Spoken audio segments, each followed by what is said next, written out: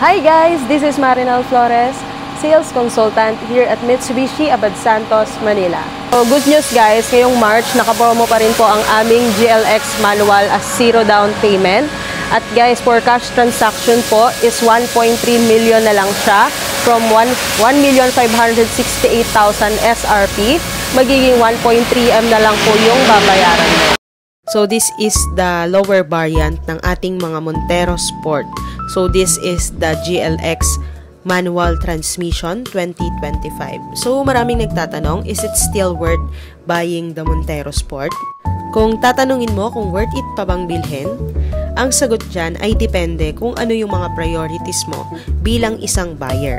Pero kung titignan natin yung mga key features nito, it's definitely a strong contender, lalo na kung naghahanap ka ng affordability sa mid-size SUV segment. This Montero Sport GLX variant ay meron itong competitive price point kumpara sa ibang SUVs. So kung gusto mo ng spacious ride, powerful engine at reliable brand tulad ng Mitsubishi, it is a solid choice for the price. So from 1.5 million SRP nitong ating Montero Sport in cash, makukuha nyo na lang siya ng 1.3 million. So ganun kalaki yung diniscount nitong ating Montero. So yun guys, ang ating promo is for only for GLX variant. Pagdating naman sa performance ng ating GLX variant, equip pa rin ito ng 2.4 liter diesel engine, kaya't maganda yung power performance niya. At kung madalas kang mag-long drives o may mga travel plans ka, hindi ka naman bibiguin itong ating engine dahil kaya nito kahit anumang road condition. Pagdating din naman sa comfort and interior space, maluwag yung interior niya which is perfect for family trips or kung may mga gamit kang kailangan dalhin. Magaan din ang handling kaya't hindi ka mahihirapan sa mga city driving or long trips. At for the safety features ng ating GLX variant, meron na rin itong mga standard safety features tulad ng airbags, parking sensors, rear view camera, anti-lock braking system, at saka electronic brake force distribution, which is really a plus for a peace of mind. For the Mitsubishi brand reliability, known as Mitsubishi for producing durable and reliable vehicles, kung priority mo yung long-term ownership at low maintenance cost, magandang option itong Montero Sport GLX variant.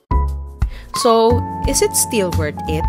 So, kung naghahanap ka ng mid-size SUV na may malaking value for money, magandang performance at reliable na brand, oo, worth it pa rin itong ating 2025 Montero Sport GLX.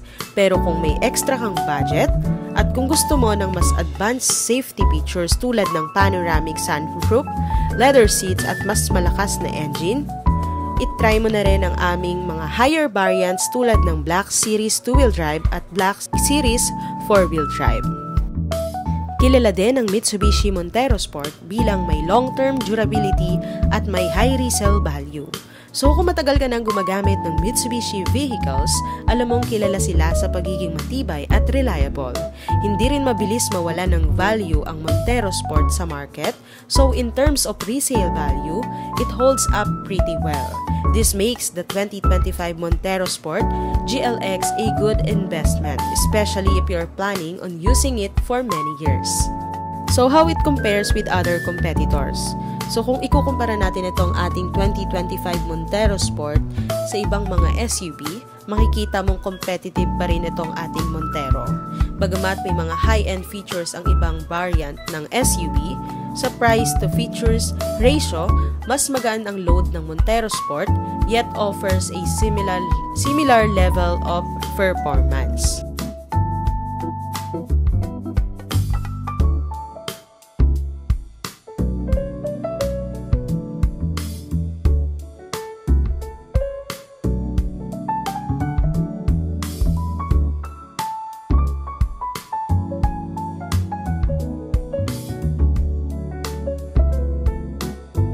So kung nais mo din mag-avail itong ating Montero Sport GLX, pwede niyo po akong tawagan at i-message niyo po ako sa aking number na nakalagay sa screen, 0939-530-1720.